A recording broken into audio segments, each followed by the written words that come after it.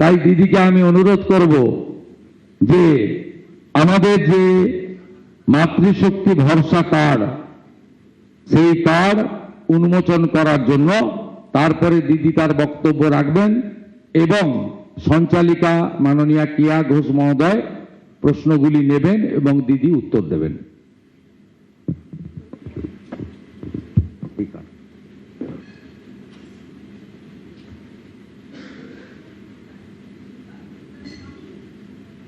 আগে ইনগ্রেট, হ্যাঁ তারপরে না, আগে ইনগ্রেট করুন, তারপর হ্যান্ড ওভার করুন, বলে দেবো। ধরুন ধরুন।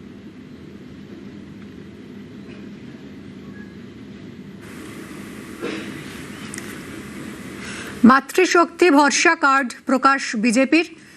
বিরোধী দলনেতা শুভেন্দু অধিকারী রয়েছেন স্মৃতি ইরানি। এবারে দিদি পাঁচজনকে এই মাতৃশক্তি ভরসা কার্ড তুলে দিচ্ছেন, কিয়া ঘোষ সহযোগিতা করছেন।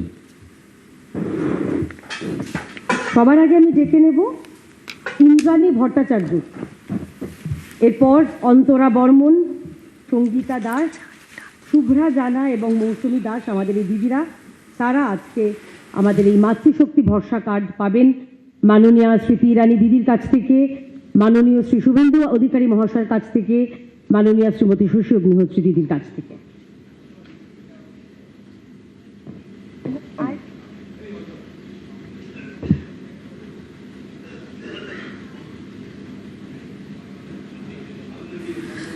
মাতৃশক্তি ভরসা কার্ড প্রকাশ বিজেপির। শুভেন্দু অধিকারীর হাত ধরে স্মৃতি ইরানি রয়েছেন। স্মৃতি ইরানির কাছ থেকে মাতৃশক্তি ভরসা কার্ড নিচ্ছেন মহিলারা।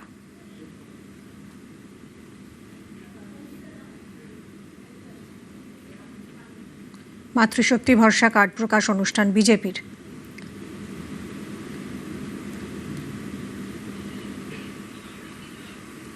অনুপ আমাদের প্রতিনিধির সঙ্গে কথা বলবো। অনুপ, এই মাতৃশক্তি ভরসা কার্ডে কি থাকছে?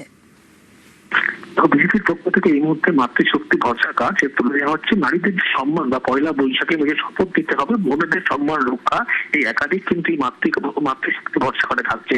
ইতিমধ্যে স্মৃতি ইরানি তিনি যেমন উপস্থিত রয়েছেন, ইতিমধ্যেই 5জন মহিলাকে এই মাতৃশক্তি ভরসা কার্ড তুলে দেওয়া হচ্ছে। সেখানে উপস্থিত রয়েছেন শুভেন্দু অধিকারী, বিরোধী নেতা নন্দীরাম এবং ভবানীপুরের তৃণমূল প্রার্থী।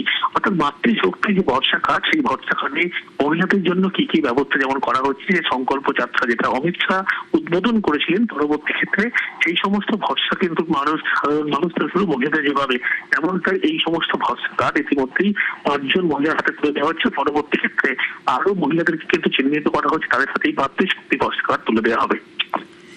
যে মহিলাদের চিহ্নিত করা হয়েছে, কিসের ভিত্তিতে এদের দেওয়া হচ্ছে, মানে এদের কিভাবে বেছে নেওয়া হচ্ছে? বিজেপির পক্ষ থেকে যে সমস্ত একাধিক আন্দোলন থেকে শুরু করে সমস্ত ক্ষেত্রে যাদেরকে একেবারে এখানে অনুদান ছিল, সেক্ষেত্রে তাদেরকে এইভাবে কিছু সামনে আনা হয়েছিল এবং তাদের হাতেই মূলত এই সমস্ত মাতৃশক্তি ভরসা কার্ড তুলে দেওয়া হলো, যারা বুথ থেকে শুরু করে একাধিক জায়গার সমস্ত দায়িত্বে রয়েছেন এবং আন্দোলনের সাক্ষী ছিলেন। সেই সমস্ত মহিলার হাতেই প্রথমে মাতৃশক্তি ভক্তি কার্ড তুলে দেওয়া হলো। পরবর্তী ক্ষেত্রে আরো ধন্যবাদ অনুপ, ধন্যবাদ। অর্গানাইজেশনকে ওরা রিপ্রেজেন্ট করছে, ওটা জানিয়ে দাও। যদি আমরা শুরু করব আজকে প্রথমে এএনআই উজ্জ্বল রায়, এএনআই।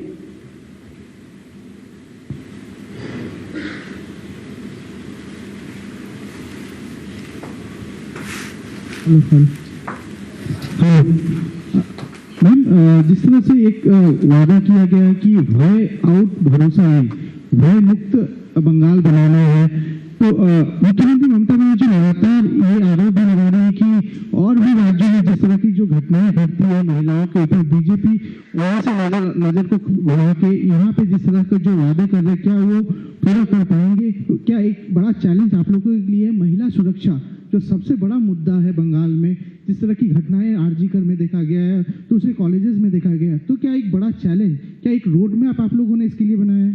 महिला सुरक्षा के प्रति पश्चिम बंगाल की टीएमसी सरकार कितनी प्रतिबद्ध है, इसका मुझे निजी अनुभव तब हुआ जब महिला बाल विकास मंत्री मैं स्वयं रही।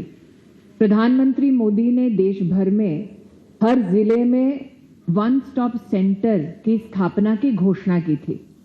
वन स्टॉप सेंटर वो व्यवस्था है जिसमें अगर कोई भी महिला किसी हिंसक घटना में प्रताड़ित हुई है उसका या बलात्कार हुआ है, उसे किसी प्रकार का हरासमेंट हुआ है, तो उसे आश्रय, पुलिस की मदद, लॉयर की व्यवस्था और मेडिकल सपोर्ट की व्यवस्था वन स्टॉप सेंटर में घोषित प्रधानमंत्री की राष्ट्रीय स्कीम। इस स्कीम को पश्चिम बंगाल में उतारा जाए, इसके लिए मेरा निजी संघर्ष रहा तृणमूल की सरकार के साथ। आज देश भर में 900 से ज्यादा वन स्टॉप सेंटर स्थापित किए हैं भारत सरकार के सौजन्य से, जो 100% भारत सरकार द्वारा फंडेड हैं। साथ ही आपको याद दिला दूं कि महिला ने बार बार हमारे देश में आवाज उठाई है कि एक बार जब केस पुलिस के सामने प्रत्यक्ष रूप से प्रमाणित होता है तो जुडिशियल व्यवस्था ऐसी होनी चाहिए कि जल्द से जल्द उसे एक निवारण मिले, जस्टिस मिले। महिला को पूर्ण रूप से न्याय दिलाने के लिए भारत सरकार के सौजन्य से देश भर में 1000 से ज्यादा फास्ट ट्रैक कोर्ट स्थापित किए मोदी सरकार ने, जिसके अंतर्गत अब तक की जो मेरे पास संख्या है लगभग 3,71,000 केसेस में महिलाओं को न्याय मिल चुका है। ये मोदी सरकार का न्याय संगत ट्रैक रिकॉर्ड है। जहां तक बात आती है पश्चिम बंगाल की, आपने आरजी कार के केस का विशेष उल्लेख किया। ये दुख की बात है कि उस घटनाक्रम में जो विक्टिम हैं, उनकी माताजी ने जब अपने डेमोक्रेटिक राइट का निर्वहन किया, अपना कैंडिडेचर भरना चाहा, तो तृणमूल से इंस्पायर, तृणमूल के आदेश अनुसार गुंडों ने उनका न सिर्फ घेराव किया बल्कि सामाजिक बहिष्कार करने का भी प्रयास किया। पश्चिम बंगाल में तृणमूल की सरकार और तृणमूल के नेताओं का महिलाओं के प्रति क्या व्यवहार है, इसका प्रमाण स्वयं भारत की मीडिया दे चुकी है। रिपब्लिक রিঙ্কি দে। তৃণমূলের তরফ থেকে বারবার দাবি করা হচ্ছে যে বিজেপি পশ্চিমবঙ্গে ক্ষমতায় এলে মাছ খাওয়া বন্ধ করে দেবে, এই বিষয়ে কি বলবেন? আপনাকে একটাই কথা বলতে পারি দিদি, ইলিশ মাছ নিয়ে আসুন, আমি বেঁচে খাইয়ে দিচ্ছি। পশ্চিম বাংলার আজকে কি চ্যালেঞ্জেস, একটি রিপোর্টার বলছেন মহিলা সুরক্ষা, আজকে ইকোনমিক চ্যালেঞ্জেস কত। প্রধানমন্ত্রী মোদী বলেছেন কি পশ্চিম বাংলায় মাছের যে প্রোডাকশনটা ওটাই একটা চ্যালেঞ্জ হয়ে গেছে। তো যদি আমরা ইস্যুজের উপরে ফোকাস করে কাজ করি তাহলে সত্যি পশ্চিম বাংলায় যে আমরা তফাৎটা আনতে চাই, যে ডেভেলপমেন্টটা আনতে চাই, ওই ডেভেলপমেন্টের ইস্যুজের উপরে কথা হতে পারে। আপনাকে একটা এক্সাম্পল দিচ্ছি। সাল 2014 থেকে 2026 অবধি পশ্চিম বাংলায় 7,24,000 কোটি টাকা ট্যাক্স ডেভলিউশন হয়েছে। পশ্চিম বাংলায় বছর 2014 থেকে 2026 অবধি 3 লাখ কোটি টাকা গ্র্যান্টস এড দেওয়া হয়েছে। আর এই স্টেটে যে ক্যাপিটাল এক্সপেন্ডিচারের জন্য ইন্টারেস্ট ফ্রি লোন দেওয়া হয়, ওটা পশ্চিম বাংলাকে ভারত সরকার থেকে 26,000 কোটি টাকা দেওয়া হয়েছে। টাকার হিসাবটা আমাদের কাছে আছে। আজকে ভারত সরকার পশ্চিম বাংলায় 5,60 লাখ জনধন অ্যাকাউন্ট খুলে দিয়েছে, কিন্তু তবুই পশ্চিম বাংলায় তৃণমূল সরকার কাটমানি কেন নিচ্ছে? আজকে আমরা প্রমাণিত করেছি মনরেগায় 25 লাখ, কারেক্ট শুভেন্দুদা, 25 লাখ ফেক জব কার্ডস বানিয়েছে।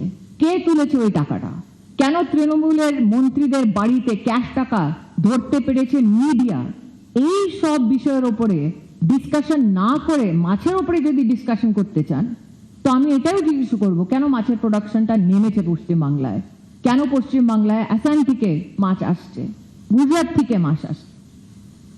তো যারা এই সব কথাটা করতে যায় ওদেরকে আমার হাত জোর করে নিবেদন আমি জানাই যে আপনারা ইস্যুজের উপরে কথা বলুন। কোথায় গেছে এই যে 10 লাখ কোটি টাকা আমি বলছি, এটার হিসাব বাংলার এক একটি মানুষকে দিতে হবে তৃণমূল সরকারকে।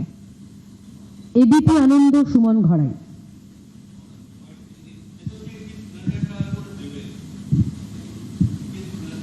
দেওয়ার ঘোষণা করেছেন মহিলাদের, এই 3,000 টাকা কি সমস্ত মহিলাদের দেওয়া হবে? হ্যাঁ, না কোনো প্রত্যেকটা মহিলাকে দেওয়া হবে। আচ্ছা, এটাই আমাদের সংকল্প। কোনো প্যারামিটার নেই, প্রত্যেকটা মহিলাকে দেওয়া হবে। লিস্ট সরকারের কাছে থাকে, ওই লিস্টের আমরা একটা প্রয়োজন করে প্রত্যেকটা মহিলাকে পশ্চিম বাংলায় বিজেপির সরকার দিবে, এটা আমাদের সংকল্প। শুভেন্দু অধিকারীকে আমার আর একটা প্রশ্ন আছে, হ্যাঁ, সেটা হচ্ছে যে আজকে ডিএ মামলার শুনানি ছিল, সেটা আবার পিছিয়েছে। এবার সেখানে রাজ্য সরকার বলেছে যে আমরা 6,000 কোটি টাকা ইতিমধ্যে দিয়ে দিয়েছি ডিএ বাবদ, এবং ইন্নমতি যে কমিটি আছে তাদের নির্দেশিকা আমরা মানব। কিন্তু রাজ্য সরকারি কর্মচারীরা যেটা অভিযোগ করছে, 42,000 কোটি টাকা দেওয়ার কথা, কিন্তু সেটার জায়গায় 6,000 কোটি টাকা দিয়েছে। প্রথমত আপনারা জানেন এই রাজ্য সরকার ডিএ এবং বেতন কমিশনে বিশ্বাস করে না। রাজ্য সরকার সুপ্রিম কোর্টকে বিভ্রান্ত করতে চাইছে এবং সুপ্রিম কোর্টের যে নির্দেশিকা আছে সেটা কার্যকর করতে চাইছে না। তার কারণ এই রাজ্যে অর্থনৈতিক অবস্থা ইতিমধ্যে দেউলিয়া জায়গায় চলে গেছে। সাথে সাথে মুখ্যমন্ত্রী একাধিকবার বলেছেন ডিএ কর্মচারীদের অধিকার হতে পারে না।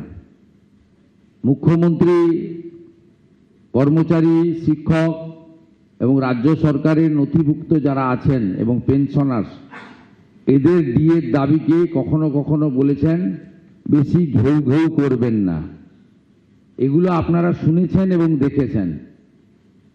আমাদের বলিষ্ঠ নেতা কেন্দ্রীয় গৃহমন্ত্রী ইতিমধ্যে রায়দিঘির পরিবর্তন সংকল্প সভা থেকে ঘোষণা করেছেন যে ভারতীয় জনতা পার্টি সরকার এলে বকেয়া ডিএ দেওয়া থেকে শুরু করে সপ্তম পে কমিশন কার্যকর করবে আগামী বিজেপি সরকার। তাই মাত্র কয়েকটা দিন মমতা বন্দ্যোপাধ্যায় সরকারে আছে। 4 তারিখের পরে নতুন বিজেপি সরকার এসে কর্মচারীদের ডিএর অধিকার এবং বেতন কমিশনের স্বপ্ন বাস্তবায়িত করার কাজ করবে।